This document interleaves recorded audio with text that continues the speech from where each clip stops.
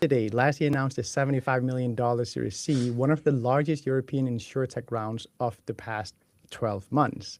They now insure around 1 million paws across Sweden, Germany, and France and have crossed 100 million in ARR. But what stands out isn't just the scale, it's how it's been built. In Germany, 60% of the claims are processed end to end in just 6 minutes. What an astounding feat. Around 25% of users engage daily compared to an industry average closer to 8 to 9%. So today we're sitting down with Hedda Olsson. You have a middle name there that I almost went around and avoiding to say because I'm no Swede and I would definitely fuck it up. She is the founder and CEO of Lassie, and Rob Moffat, partner at Boulderson Capital and longtime backer of the company, joins us as well for this conversation. We'll explore why insurance may be one of the most practical AI use cases, what it really takes to scale market by market in Europe, and why Europe might be harder but ultimately more defensible than the US when building AI native consumer platforms. Hedda and Rob, welcome to the podcast. Good morning. Thank you so much. Good morning.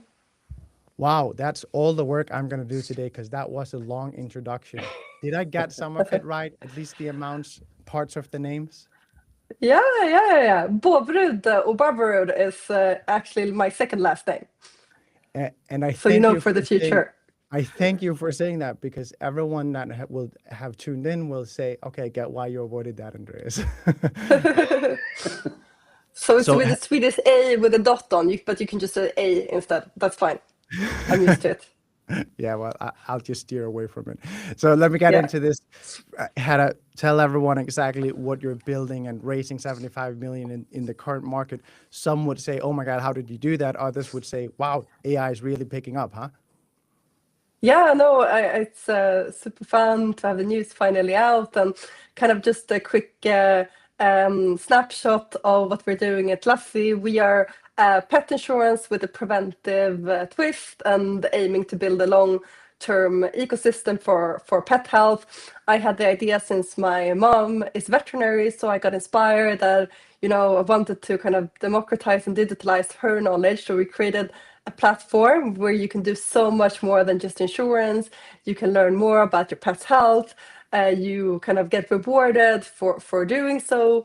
And together with Sophie Wilkinson, who's kind of former pet insurance expertise, we made sure we have kind of the best in class, award-winning insurance terms, because the insurance piece is also super critical. And I think that's also one of the reasons many insurtechs has failed in the past, getting the right results and so forth. And then the third co-founder, Johan Jönsson, making sure we're building a great product and app, but also working a lot with AI and optimizations, as you mentioned, on the 60% fully claims. So now we're in Sweden, Germany, France, and looking to go to more European markets soon, because that's our ultimate goal right now, to be the leading European player in pet health. Rob, tell me, we can always go back to the beginning of the journey and ask you, how did you underwrite at that time? But maybe more interestingly, how do you underwrite at this Series C stage? 75 million, that's a big investment for anyone. How do you come to the point that, okay, we're ready to do this big of a commitment? I think the great thing about investing in a follow-on round is you've got to really know the founders. And we thought we knew them pretty well before we invested. My colleague Magda met Hedda, I think, about 10 years ago. And so, yeah, there was a history there. But now I've been working with the team for over 2 years, and I've seen how amazingly they get shit done. It's a super impressive founding team. They've hired a really impressive team. And I give them a hard time sometimes for not hiring more people, but they don't need to, because they have a small but super efficient team, getting bigger now, but still on the smaller side for a company of this scale. But what they can do with the team is just incredible. And yeah, to be fair, we did not do all 75 million ourselves. We were part of the round alongside some other great people, Stena and Felix and many others. So, but yeah, no, it's good to go back and revisit it. So we did sort of, as a partnership, we had a debate about the market, about competition, the expansion plans. And so you do have a bit of a debate around that. But when you have real confidence in the founding team, it makes it a lot easier.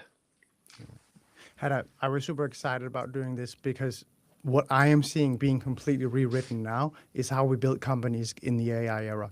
Because of course, smaller teams, leaner teams, typically more seniority, typically people that have more of a product background than before. Can you talk about how you're thinking about that, how it's moving, how it's changing?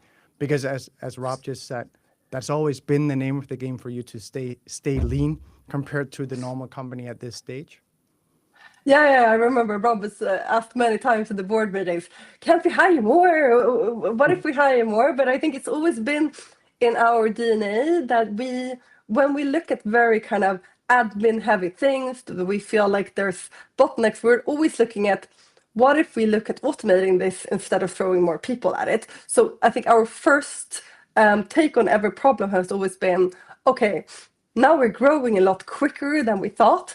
Can we automate the claims handling process instead of just hiring a bunch of people? Of course, we need to hire as well, but like the same for kind of marketing, because sometimes I feel like, as you mentioned, having fewer, more senior people get just more things done than having lots and lots of people that you have to train up, and it always takes a while before you can add value at the company. So that's always been in our DNA to first see if we can automate tasks rather than just throw people at problems.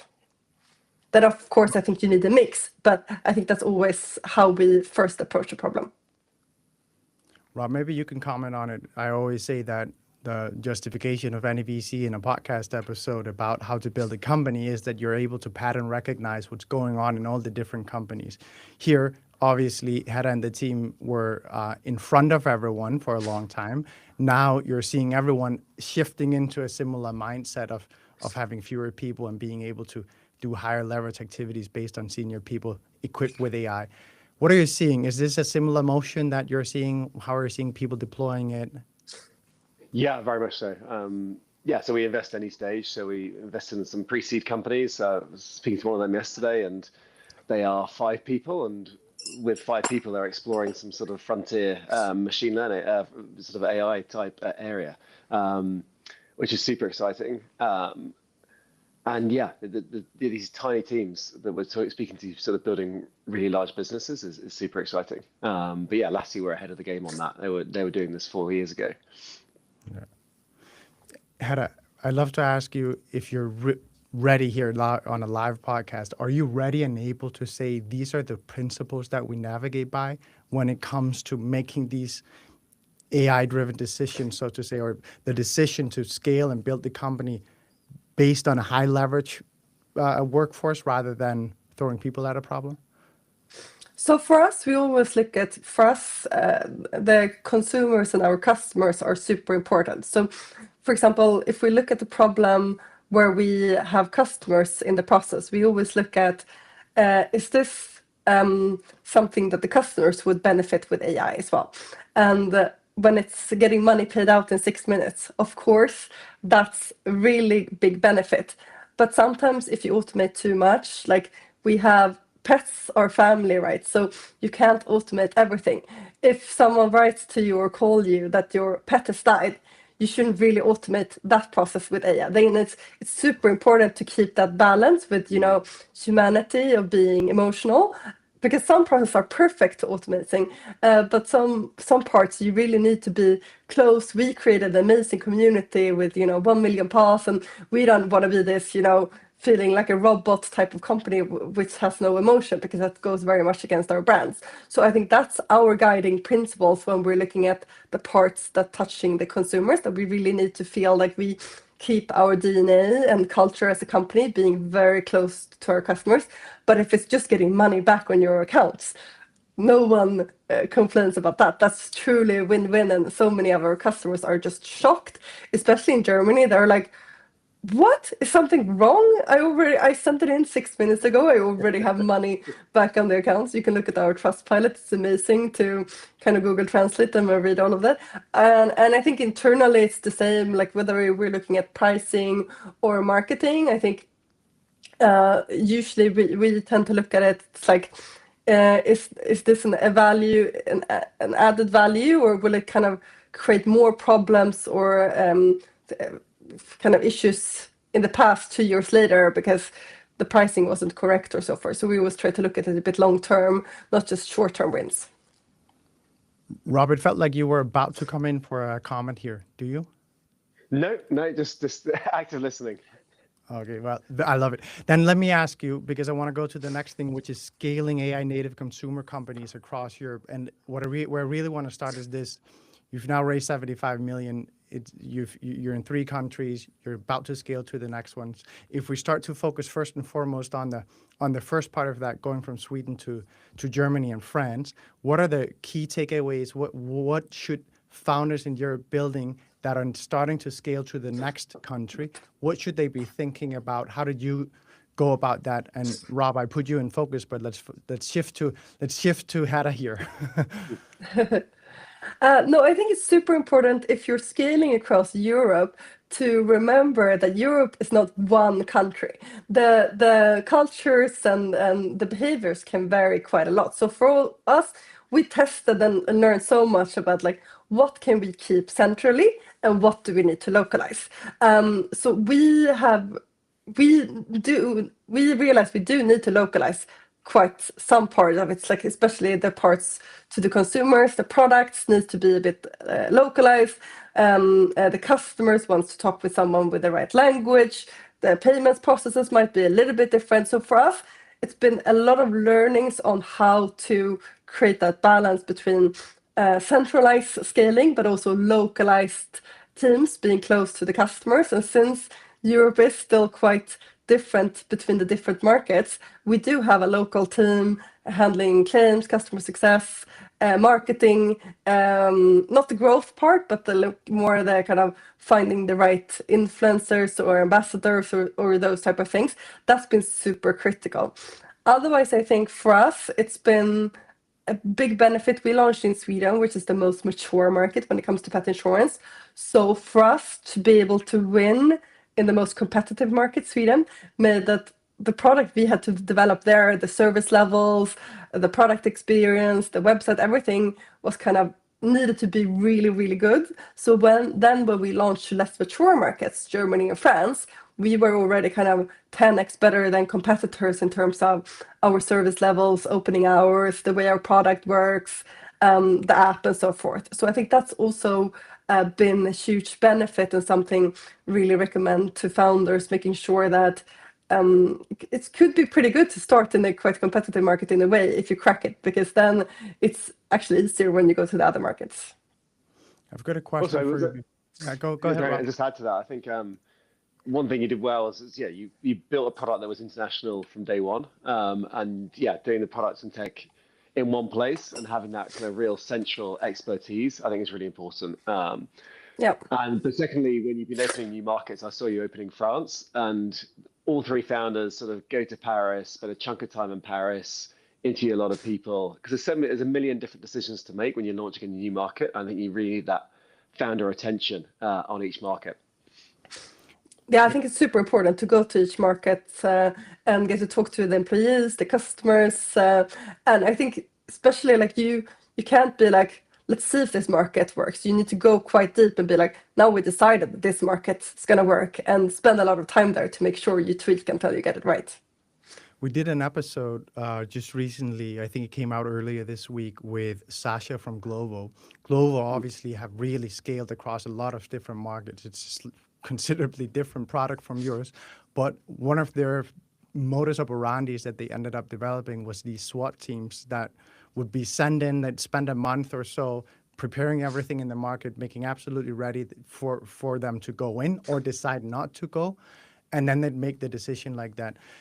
You've now scaled to 2 markets, both of them very, very big, and for that reason, I imagine it makes a ton of sense to send the founding team there. What when you're going to Slovenia or you go to Austria and you're going to attack 10 markets? In other words, how are you thinking about the next stage of your journey? I think I still believe in being kind of, as a founder, being very involved in the key decisions. I don't think you should delegate, or you can delegate, but you should still be super involved, kind of the founder mode mentality in the most critical decisions. So I still believe, even if you have a kind of expansion team, that you should still be there. And for us, I think we have a hard time kind of sending in a team, deciding whether we should test launch and then go back. For us, being in a regulatory landscape, there's a lot of prep work for us. We can, of course, make a quick decisions. Do we think the market is interesting or not? But when we start the preparations, everything from regulatory to we finding new risk here for the markets, it's quite a lot of work. So you don't pull away from a market too easily. There's a lot of preparations on the regulatory side also to enter a new market. So it's not I think too much of a like a hit and miss thing. I think insurance is a bit different to Glovo's business, right? There's a lot you have to get right on insurance. You need local capacity, it's regulated, it's different markets. The best success story from our investments is Revolut, which is also a complex regulated product. And they did a great job of rolling out rapidly across Europe. But even then, it was a bit easier because they were going across the EU and it was consistent regulation across the EU. And then I think, Nick did it by hiring some really strong founder type people like Alan Chang there as sort of lieutenants to really drive that expansion. So you do that kind of founder mentality, definitely. I was about to ask you exactly that question, Rob, if you could both draw references to Revolut and learnings from that journey, but maybe also broaden it out a bit, like in general, to the founders that are tuning in today that are at this crux point of having to scale to other countries, but oftentimes in Europe to begin with. What are your key learnings? What are the key things for founders to be thinking about here? So I think one is you have to go all in for your first new markets. You can't do it on the side. And I've worked with a bunch of companies where it's like, we'll add Ireland or we'll add Spain. And it's straightforward because they're smaller markets and we'll hire a country manager and they'll look good on paper and we'll let them get on with it. And I've almost never seen that work. Sometimes, you can have a great local person and they'll sort of build a decent business, but I've never seen it be transformative. So I think you need that founder attention. And if you're going to have the founder attention, you need to make sure it's a big enough market to be worthwhile to do that. So I'm invested in a few businesses which are all focused on European expansion, and then it's about go to the big markets, go to Germany, France, UK. Often the answer is go to the US early, and sometimes the answer is look at the globe and start with a kind of list of countries by decreasing GDP and work your way through them. I'd love to go to defensibility now. Like, I think we're all very taken by the discussion about where does defensibility move now in the AI era, because anything can be built so quickly. So it's really, many are saying now it's a matter of what partnerships can you put in place that lock other people out of a market? What can you do in terms of just having a faster and better execution speed?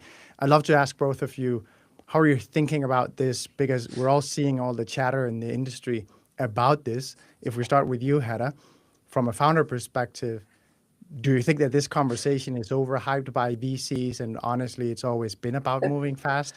Or do you think that, no, we are definitely entering a different era and the rules are being rewritten right now? I mean, I think it's the same overall strategy. We've always been copied, or quite pretty early on, we've always been copied, whether it's with our app or claims automation. And I think it's, if you do great things, you're going to get copied. So I think it's all about kind of locking in a brand that people love, the customers love, because that's harder to copy, but also about speed. We are lucky in the way that we're moving in the insurance world where there's a lot of incumbents that maybe don't have the same speed as us. So if they copy us and do one thing, we're going to do 10 or 20 other things at the same time. So I think that's, for me, the key and most critical part of it. Rob, what's your take on this conversation that we're all having these days?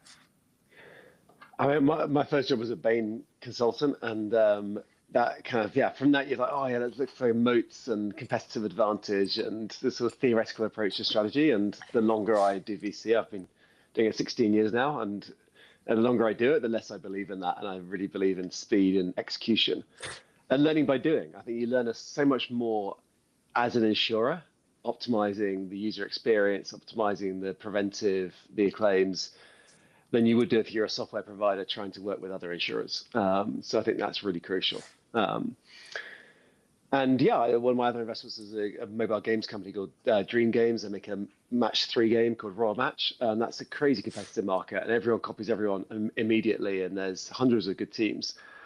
but they were the fastest and they were the hardest working and they had the most beautiful content and the best live ops. And that's how they build a 2 billion game rather than a 2 million game. I'd love to ask, and let me go to you, Hedda, on this one. I'd love to ask you, where do you see the insurance industry moving in over the next, let's say, 5 years? Normally, I maybe would have said 10, but I think we got to shorten the time windows now. Like, is your modus operandi of being super lean what you're seeing everyone else moving to? Do you see AI adoption being fast amongst your competitors as well as yourselves? Yeah, so I think there's a couple of different trends that I'm seeing. There's kind of, if you're talking about the AI, I feel like the people with tech teams or the companies with tech teams that are a bit more digital native, they're gonna build a lot of claims optimizations and improvements. What I'm seeing right now is that the incumbents are going to outsource it. They're going to bring in really good startup SaaS providers that they're going to build them for them. They don't have the capabilities as of right now, even if it's quite easy technology, if you ask me, to build it in-house. They don't have the culture or the people to do it. So I think we're going to see a lot of claims optimization and work on that. I think, but I think it's going to be a mix between doing it in-house and I think there's popping up a lot of new kind of startups and scale-ups doing this for the incumbents as well. Then otherwise, I think if you're looking more broadly, I think there's two tracks. If you're looking at insurance, either you're doing like us, we're very deep into our pets and we're looking to build like a super app or ecosystem and doing more things in the preventive care for pet users. Then I think it's the other trend where you're multi-line and you're going to add pet and home and car and bike. So I think that's two different types of trend and depends on what type of company it is. So that's maybe where I see the industry going right now. But yeah, it's exciting times and it feels like even the incumbents are very excited about AI, but it's going to be interesting to see how they implement it.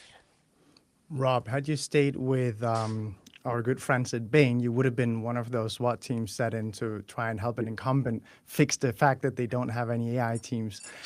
What do you think about that model? Is it doable, or do you see that we're going to see scale-ups, hyperscalers, whatever we want to call them, from the startup space take over more and more share from incumbents because this new era they're just not ready for? So normally, I kind of very much believe the startups have the edge. As I say, because you're actually doing it, you learn so much more than if you're a software provider trying to do it through a traditional organization.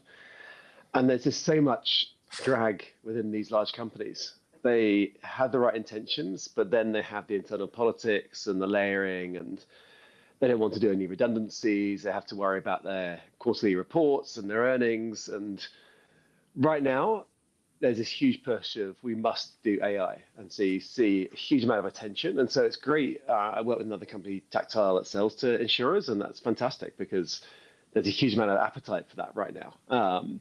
But we're yet to see that come through, as people have observed. We're yet to see it come through in the productivity numbers for these companies. And I think the best ones will pull it off, but that will be quite a small number.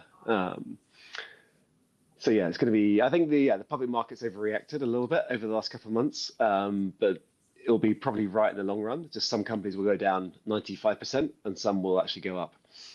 Yeah. Hedda, I want to close asking you. Call to action. Anyone tuning in here, what do you want to say to them? Yeah, I mean, if you have a pet in Sweden, Germany, or France, you're of course very welcome to join Lassie. But also, more interestingly, we're hiring a lot of interesting roles, and I think pets deserve prevention. So if you want to join on the mission or have any good ideas for how to build our ecosystem even stronger, I think give me a ping, and I would love to talk about it. Incredible. I always doing self-promotion here. Well, I must say, I always try and give you the opportunity to founders when we do these live episodes and connections to a funding round. I always say Like, where do you want to close? What CTA? And it's the same one every single time. We're building something incredible. Please come join us. If I should ask the host of this podcast, then say to the people that are tuning in that maybe didn't think that that applies to them, I would say we need more than ever our good talent to join our startups and scale ups. So please do go to Hedda and help them build out this important mission, because it's exactly what we need right now. Thank you everyone for tuning in today. I hope you enjoyed it as much as I did. We're coming up on the weekend. I hope you'll have a great one. Rob, Hedda, thank you so much.